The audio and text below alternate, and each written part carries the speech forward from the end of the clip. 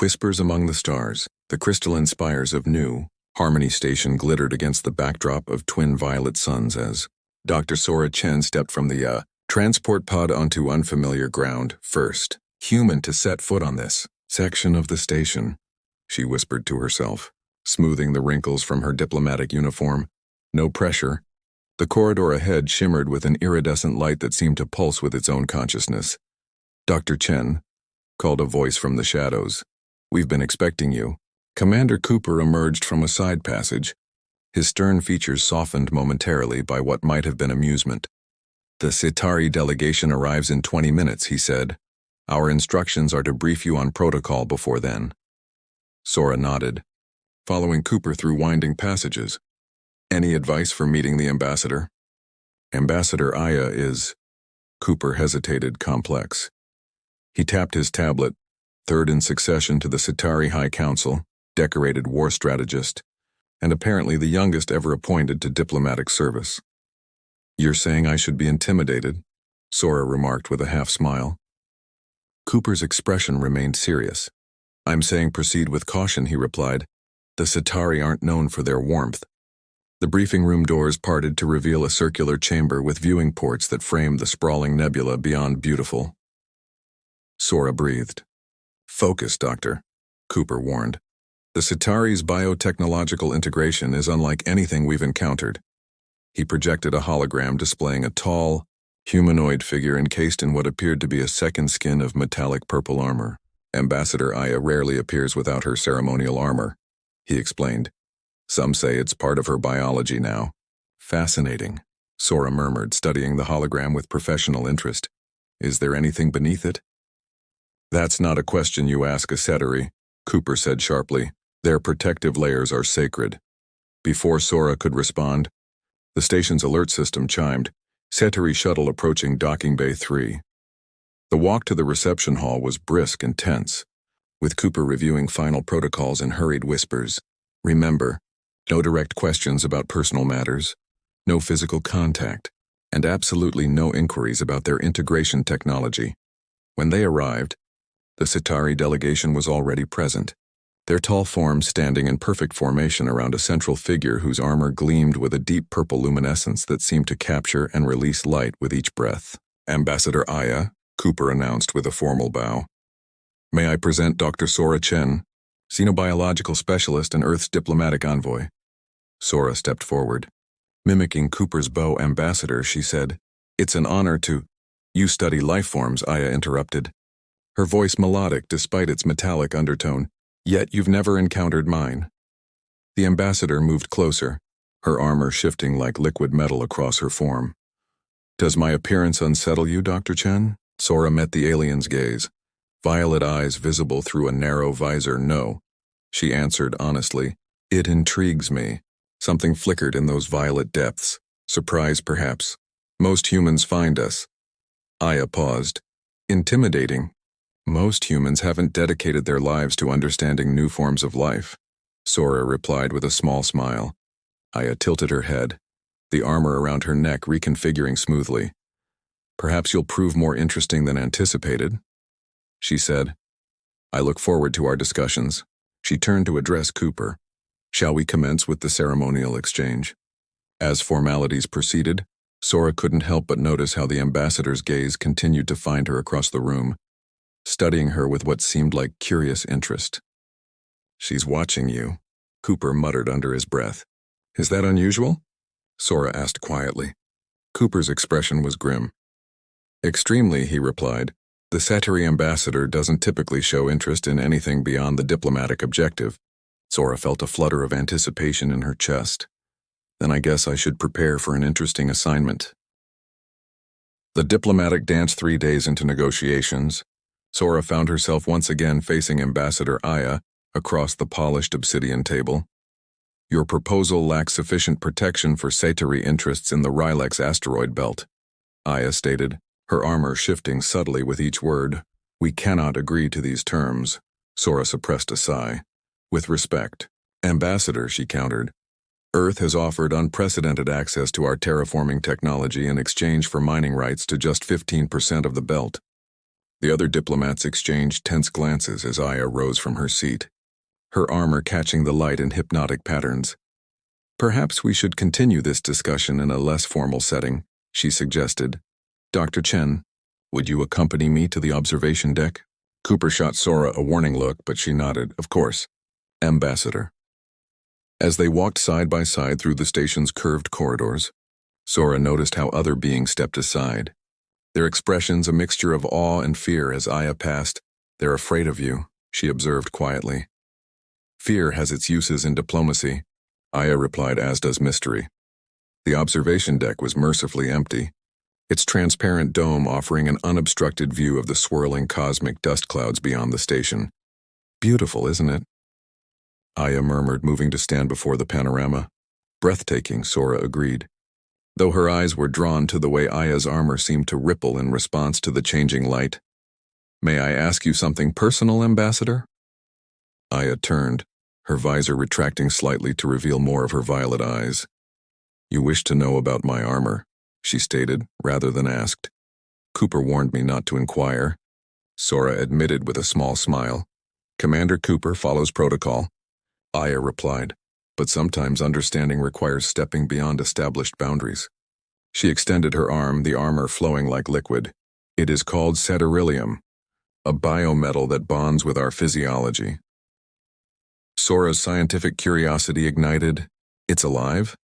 In a sense, Aya explained, it responds to our thoughts, our needs. She paused, our emotions. Is it uncomfortable? Sora asked, then quickly added, I'm sorry if that's too forwarded to her surprise. Aya made a sound that might have been a laugh. No one has ever asked me that before, she said. It's not uncomfortable. She seemed to search for the word comforting, like a second skin. Thank you for sharing that with me, Sora said sincerely. Aya's head tilted slightly. You're different from the other humans I've encountered, she observed. Less guarded. Ironic coming from someone wearing armor, Sora replied before she could stop herself. Instead of taking offense, Aya's eyes crinkled in what Sora realized was amusement. Indeed, she said. Perhaps that's why I find you interesting. Dr. Chen, please, Sora offered. Call me Sora. Sora, Aya repeated, the name sounding musical in her slightly metallic voice. You should know that while I find our conversation stimulating, my primary duty remains to my people, as mine is to Earth. Sora acknowledged, but perhaps finding common ground between us is the first step toward finding it between our worlds. A romantic notion, Aya commented, but diplomacy rarely accommodates romance. Maybe that's what's been missing, Sora suggested boldly. Aya studied her for a long moment. You truly are unusual, she finally said. Join me for the evening meal? Without the other diplomats, I'd like that, Sora agreed, feeling a strange flutter in her chest.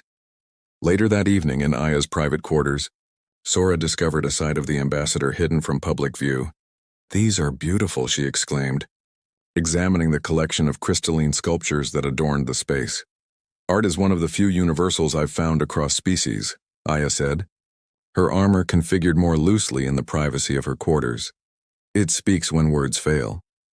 Over a meal of strange but delicious foods, they discussed everything from quantum physics to philosophy. So your people believe consciousness exists in the space between atoms? Sora asked, fascinated. Simplified but essentially correct. Aya confirmed. And yours believe it resides solely in neural networks? Many do. Sora nodded, though I've always wondered if there's something more. As the evening progressed, Sora noticed Aya's armor gradually becoming less rigid, more fluid, revealing glimpses of purple skin beneath your armor, she noted hesitantly. It's changing, Aya glanced down. It responds to comfort levels, she explained. Then met Sora's eyes. It seems I'm becoming comfortable with you. Sora Chen. The way Aya said her name sent an unexpected warmth through Sora's body. I'm glad, she replied softly. When Sora finally returned to her quarters, Cooper was waiting. What did you discuss with the ambassador? He demanded. Art, Sora replied simply, and the nature of consciousness. Cooper's expression was skeptical. Be careful, Doctor, he warned. The Ceteri are masters of manipulation. Sora thought of Aya's gradually relaxing armor. Or perhaps, she suggested, they're just as capable of genuine connection as we are. fractures in the shield. The emergency alarms blared throughout New Harmony Station, bathing the corridors in pulsing red light. Station integrity compromised in Sector 7.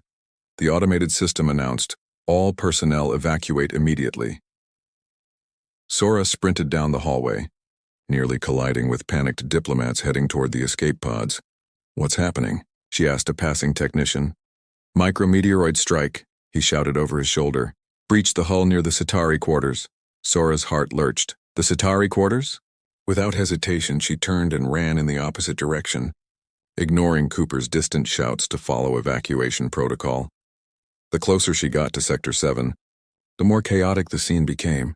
Sparks rained from damaged circuitry and emergency force fields flickered erratically. Struggling to contain the hull breach ahead, a group of Qatari delegates huddled near a sealed doorway, their armor configurations indicating distress. "Where's Ambassador Aya?" Sora demanded, approaching the group. One of the Centauri turned toward her. The ambassador remained behind to manually override the containment field.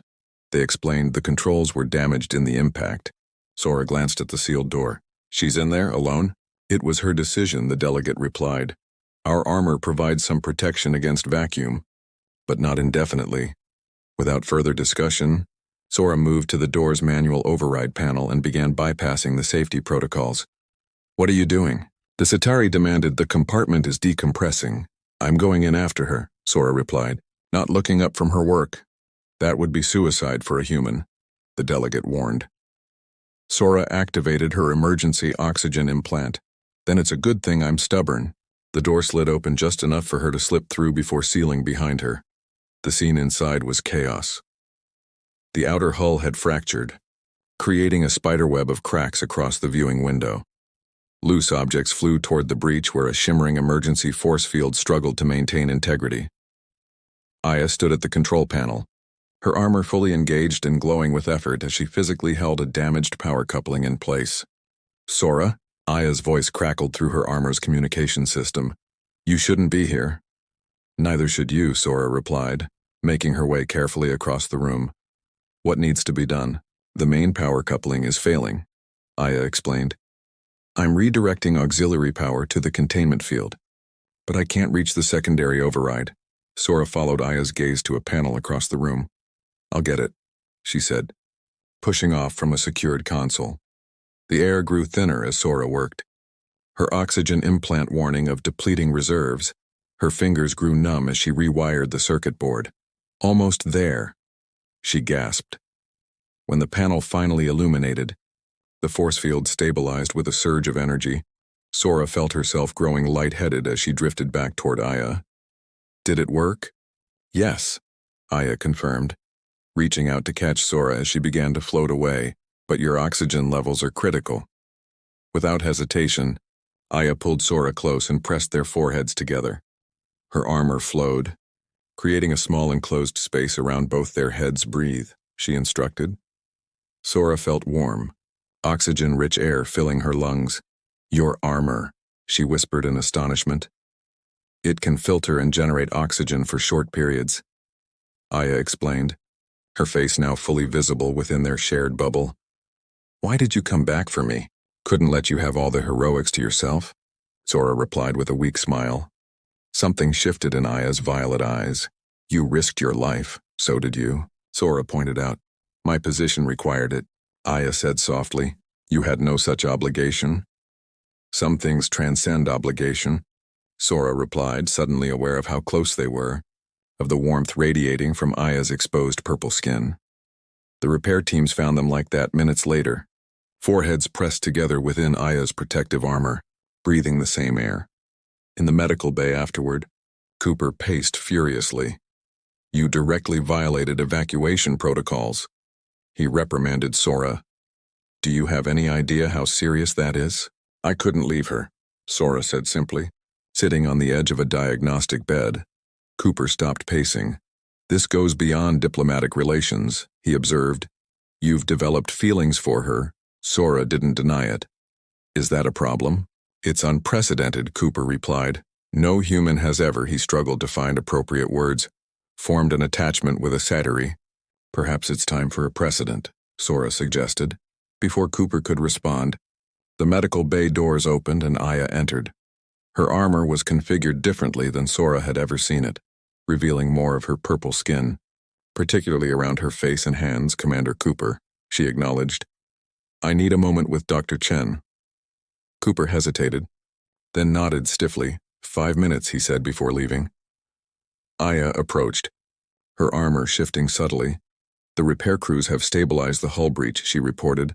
No casualties. I'm glad. Sora replied. How are you feeling? Confused, Aya admitted, sitting beside Sora on the bed.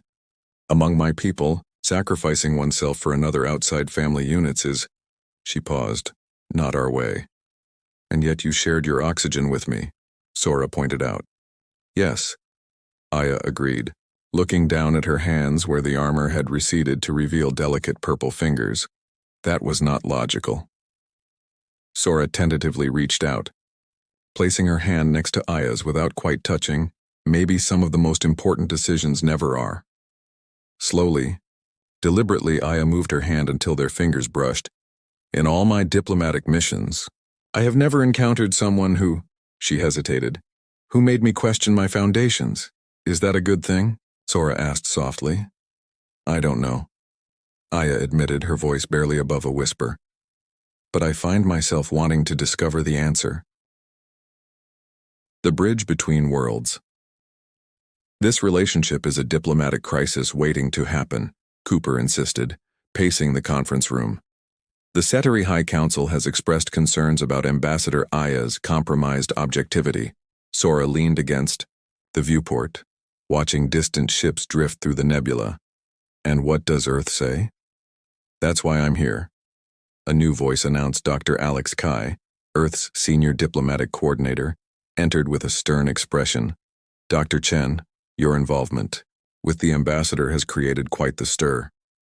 We've done nothing wrong, Sora defended. Perhaps not, Alex conceded, but perceptions matter in diplomacy. He sighed. The treaty negotiations are stalling because both sides suspect bias. So what happens now? Sora asked quietly. The Ceteri are recalling Ambassador Aya, Alex revealed. She's being replaced within the week. The news hit Sora like a physical blow. They can't, it's already decided, Alex said, unless what? Sora pressed. Unless you both prove this connection serves our mutual interests, Alex explained. The Council has proposed a joint scientific mission to study the anomaly in the Rylex belt. He smiled slightly. It seems your research credentials may be useful. After all. Later that evening, Sora found Aya in the station's arboretum, her armor configured loosely, revealing more of her purple skin than ever before. They're sending you away, Sora said. Unless we accept the mission, Aya confirmed, her fingers gently touching an exotic bloom. My people believe I've forgotten my duty. Have you? Sora asked softly. Aya turned, violet eyes intense. No, she replied. I've simply discovered that duty can encompass more than we imagine. She moved closer. The mission is dangerous, Sora, and there's no guarantee it will change anything. But it's a chance, Sora said, reaching for Aya's hand, a bridge between our worlds. Aya's armor receded, further from her fingers, allowing true contact. Then let's build it together, she whispered. Part 5. Beyond the Armor. The research vessel, Horizon, drifted at the edge of the anomaly, its sensors recording unprecedented data. It's beautiful, Sora breathed, watching the swirling patterns of energy through the ship's viewport. And potentially valuable to both our peoples, Aya added, standing close beside her. 3 months into their mission, everything had changed. The successful research had opened new diplomatic channels, with both Earth and the Ceteri High Council recognizing the value of their collaborative approach. And between Sora and Aya, barriers had fallen away, one by one. The final transmission is ready to send, Sarah, their communications officer, announced. Both councils are standing by. Aya nodded. Send it, she said firmly. As Sarah left the observation deck, Sora turned to Aya. Are you nervous? About the research findings? No, Aya replied. About what comes after? Her armor rippled slightly, reflecting her emotion. Yes. Whatever happens, Sora promised. We face it together. Aya's expression softened. There's something I haven't shown you. She said quietly. Something no one outside my family has ever seen. Slowly, deliberately, Aya closed her eyes. The armor across her body began to flow like liquid, receding completely until it pooled at her feet, revealing her true form entirely. For the first time, her purple skin shimmered with subtle bioluminescent patterns, elegant and ethereal. Aya, Sora whispered in awe. You're beautiful. This is who I am, Aya said, vulnerability in her voice. Without barriers, without protection. Sora stepped forward, gently taking Aya's hands. Thank you for trusting me. I love you, Sora Chen, Aya said simply, beyond duty, beyond worlds. And I love you, Sora replied, leaning forward to finally share their first kiss. Later, as they stood together before the joint council meeting via holographic projection, their success was undeniable. The anomaly offered clean energy possibilities beyond anything either civilization had imagined, and their research had mapped the safe extraction methods. This partnership has proven unexpectedly fruitful, the Centauri Council leader acknowledged. Indeed, Earth's representative agreed. Perhaps there are other collaborative ventures worth exploring. As the transmission ended, Aya turned to Sora. With a smile, it seems we've built more than a bridge, she observed. We've opened a door. To the future. Sora agreed. Our future. Aya's armor, now configured as a simple bracelet around her wrist, glimmered in the starlight. I never imagined, when I first met you, that I would find the courage to stand without my armor. Sometimes, Sora said, pulling her close, the greatest strength comes from allowing ourselves to be vulnerable. As their ship turned toward home, they stood together, at the viewport watching the stars unfold before them, two worlds once separated by fear and caution, now connected by love and trust that transcended the barriers between them.